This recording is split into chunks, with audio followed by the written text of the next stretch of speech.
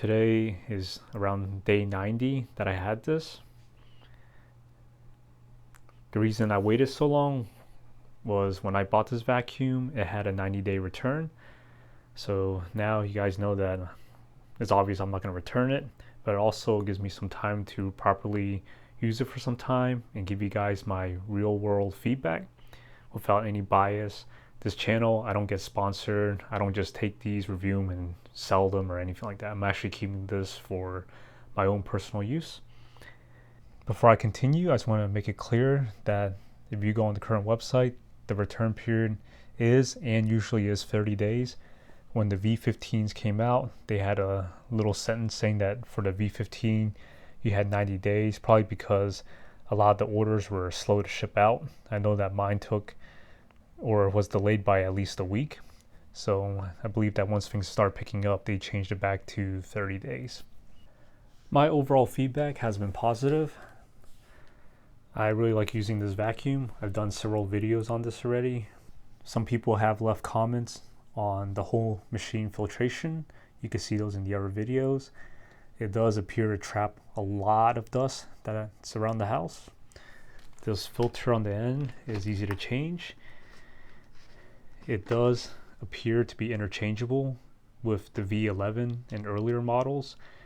However, Dyson does not sell this in the USA yet. I've heard some people in other countries have been able to do that, but for now, I haven't seen that. It does have a more denser filter, I believe. It filters microns that are even smaller than the normal V11. It may be subjective, but me and my wife found that if we had some sort of allergies and we use this vacuum, it does seem to help. But again, that's just our subjective opinion. This low reach adapter I've used once or twice.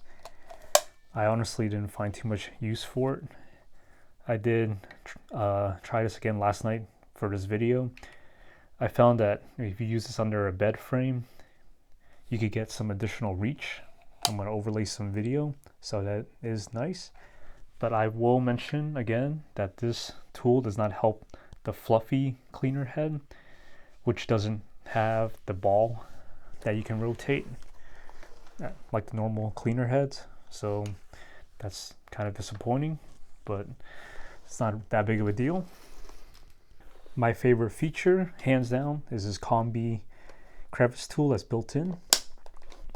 It's a little stiff to get out, so I don't really like that too much, but it makes sense because there's a lot of friction. This is a 2-in-1 brush. You move this part back, is a crevice tool. You can detach that. If you look at it here, the opening is a lot wider than a normal crevice tool, so it won't be able to fit in really tight spots. Be aware of that. I think that's obvious because if it's too narrow, it's going to affect the flow of the vacuum. Here's just some quick footage of me using the vacuum and why I like this feature. You can vacuum one part of the room with the normal roller head. You can stop, detach the extension, then you can pop out the brush up some areas, move the brush back, and then use the crevice tool. So I think it's really convenient. You don't have to lug around too many tools at once, and I think that's really awesome. When we consider both the V15 and the V15 Detect Plus, I still say hands down my favorite tool, common to both of them, is this hair screw tool. Nothing has gotten caught in here yet, and we use this very often. It's definitely a good replacement for that mini motorized tool that they had in the V11 and earlier.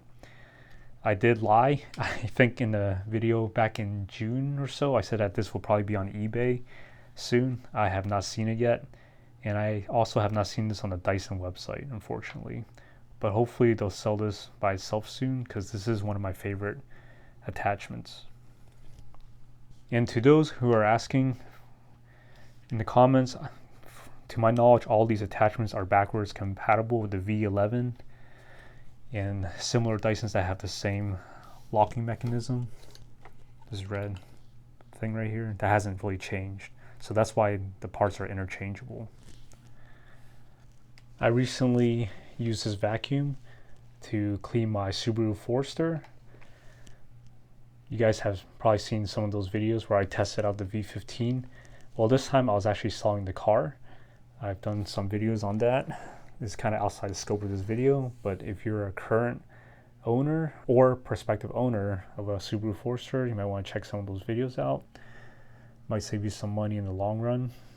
I was able to clean the entire car before selling, again with the same V15 vacuum, several attachments, and the job was done in no time. Now let's go into some of the drawbacks. Even though this thing is easy to empty by pushing that button, you'll usually find that it doesn't get everything out. So you're going to have to detach this all the way. There's a tab down here.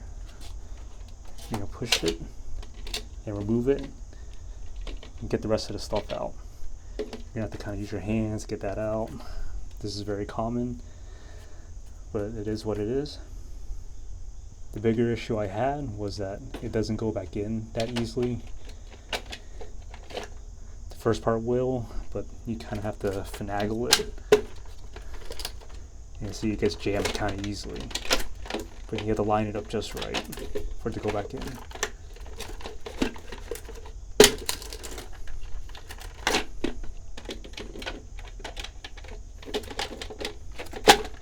Yep. So then you push the tab. So that could be improved by Dyson next time around. Finally, this is something a lot of people have complained about forever, is this trigger. There's no lock for it.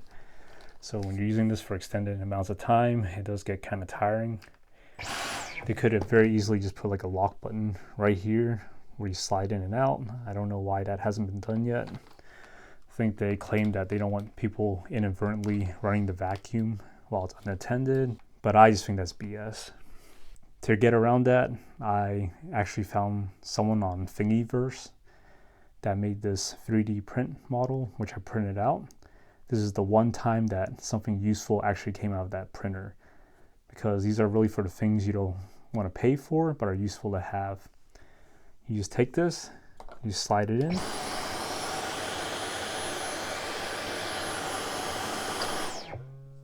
And when you're done, you just take it back out. I would love to print these and sell to people, but again, this is on an open source Thingiverse. I can't do that. That'll just be kind of mean. But thank you so much to the person who designed this. I really appreciate it. And I'll put a link down below so people can see your hard work. So now that you've seen this video, you're probably likely to be tempted to buy one.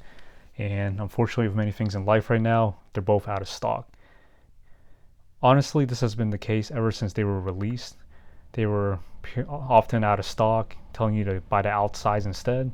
But for many people, they don't want that large size. They just want the smaller V15 Detect. So you might have to wait a little bit. The Detect Plus with the HEPA filtration that I have is also exclusive to Dyson. You can only buy through the Dyson website. If I were you and you could wait, I would recommend the Detect Plus for $50 more. You get that whole machine HEPA filtration, the Combi-Crevice Tool that's built in, which I really like. I think that's worth the $50 in my opinion. But if you don't want to wait and you can find the V15 Detect in the retail stores, that's fine as well. I would recommend both of them. So if there's any questions that you guys have, or there's something you want me to show you, I can do that. But I hope this helps some of you guys that are on the fence. Again, I think it's worth the wait. Definitely pre-order or whatever sooner than later. It might take a while. And that's it, everyone. Hope you enjoyed the video. Have a good day.